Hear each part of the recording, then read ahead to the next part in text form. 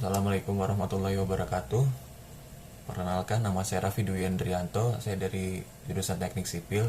Saya di sini akan menjelaskan materi kimia, yaitu kesetimbangan. Adapun aspek yang akan dibahas oleh saya yaitu pengertian reaksi kesetimbangan, syarat-syarat terjadinya kesetimbangan, tetapan kesetimbangan homogen dan heterogen, hasil bagi reaksi, dan hubungan Kc dengan Ki. Yang pertama, pengertian reaksi kesetimbangan. Kesetimbangan kimiawi adalah kesetimbangan dinamis, yaitu molekul individu yang terus-menerus bereaksi meskipun komposisi keseluruhan campuran reaksi tidak berubah. Dalam sistem pada kesetimbangan dikatakan mengarah ke kanan jika lebih banyak C dan D daripada A dan B, dan ke kiri jika lebih banyak A dan B. Berikut persamaannya. Tanda panah ganda menunjukkan bahwa reaksi tersebut dapat dibolak-balik, yaitu reaksi maju dan mundur terjadi secara bersamaan. Dalam diskusi kesetimbangan kimia, zat yang muncul di sisi kiri persamaan kimia diseimbang disebut reaktan, dan zat di sisi kanan disebut dengan produk. Faktanya, reaksi dapat berlanjut ke kedua arah. Ketika A dan B bereaksi membentuk C dan D, pada laju yang sama di mana C dan D bereaksi membentuk A dan B, sistem berada pada kesetimbangan. Kesetimbangan kimia terjadi ketika dua reaksi yang berlawanan terjadi secara bersamaan pada kecepatan yang sama. Syarat-syarat terjadinya kesetimbangan. Suatu reaksi kesetimbangan dalam keadaan setimbang apabila memenuhi 3 syarat, yaitu yang pertama, reaksi berlangsung secara reversibel atau bolak-balik. Artinya laju pembentukan produk sama dengan laju penguraian reaktan.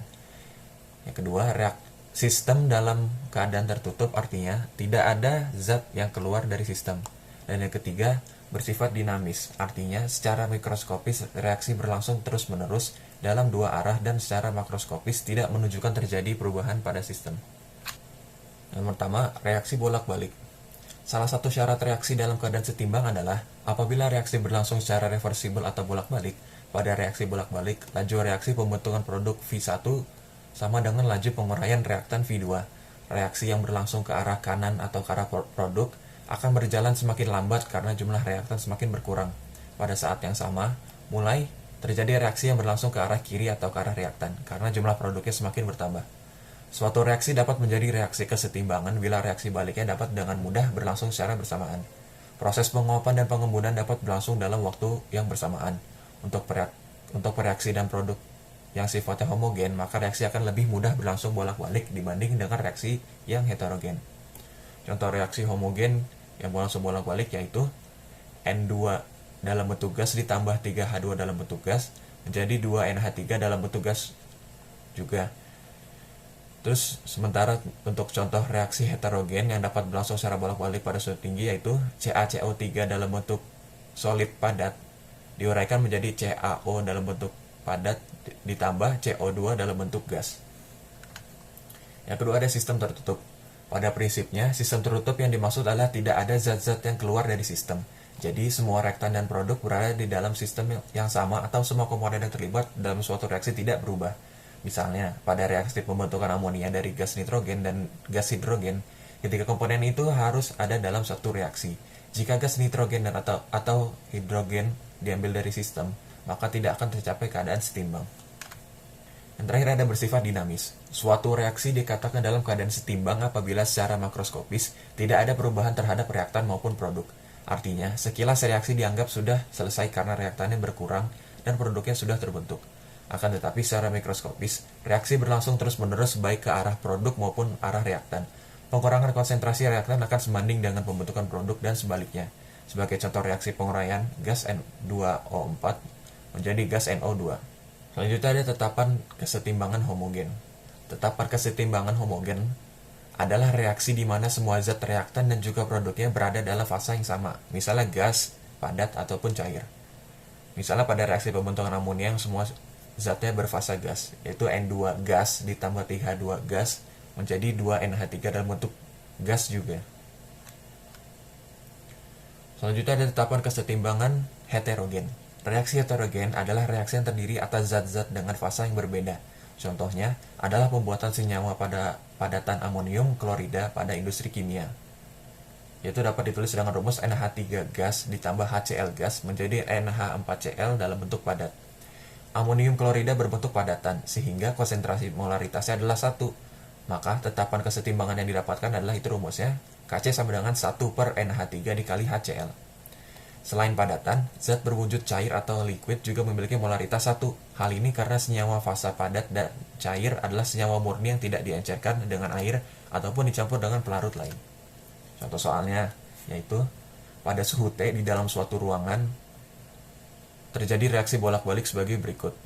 N2 dalam bentuk gas ditambah 3H2 dalam bentuk gas menjadi 2NH3 dalam bentuk gas. Jika pada keadaan setimbang terdapat 1 mol N2, 2 mol H2, dan 1 mol NH3, serta tekanan total gas adalah 10 atmosfer, maka harga Kp reaksi tersebut adalah, yang pertama kita jumlahkan dulu jumlah molnya, yaitu 121 sama dengan 4. Terus kita hitung masing-masing tekanan setiap unsur. Yang pertama ada tekanan untuk N2 yaitu 1/4, 1 dari jumlah mol dikali 1 dari jumlah mol per 4 dari jumlah total mol dikali 10 atmosfer yaitu 2,5 atmosfer. Untuk yang tekanan H2 yaitu 2/4 dikali 10 atmosfer kali 5 atmosfer. Dan untuk yang tekanan NH3 1/4 kali 10 atmosfer sama dengan 2,5 atmosfer. Untuk tetapan gasnya yaitu PNH3 3 kuadrat per PN2 dikali PH2 kuadrat, yaitu hasil akhirnya yaitu 1/50. Selanjutnya ada hasil bagi reaksi. Hasil bagi reaksi memiliki bentuk yang sama dengan konstanta kesetimbangan, tetapi melibatkan nilai spesifik yang belum tentu merupakan konsentrasi kesetimbangan. Jika keduanya adalah konsentrasi kesetimbangan, maka Q kali K. Konsep hasil bagi reaksi sangat berguna jika kita dapat membandingkan besarnya Q dengan K untuk suatu reaksi dalam kondisi tertentu untuk memutuskan apakah reaksi maju atau mundur harus terjadi lebih banyak untuk menetapkan kesetimbangan. Contoh soalnya yaitu gas hidrogen dan yodium bereaksi bersama bentuk gas hidrogen iodida. Persamaan untuk reaksinya itu H2 dalam bentuk gas ditambah I2 dalam bentuk gas menjadi 2HI dalam bentuk gas. Konstanta kesetimbangan untuk reaksi ini adalah 7,1 kali 10 pangkat 2 pada 25 derajat Celcius. Jika konsentrasi gas saat ini adalah untuk H2 yaitu 0,81 molar, I2-nya itu 0,44 dan HI-nya itu 0,58. Ke arah manakah reaksi bergeser untuk mencapai kesetimbangan? Untuk mencari jawabannya, yang pertama kita harus mencari dulu Q-nya terlebih dahulu, yaitu masukkan sesuai rumus dan didapatkan hasil akhirnya yaitu 0,94. Yang kedua kita bandingkan Q dengan K-nya. K-nya kan 7,1 kali 10 kuadrat itu sama dengan 710 dan Q-nya 0,94. Nah dari sini kita bisa ngambil kesimpulan kalau Q-nya itu kurang dari K.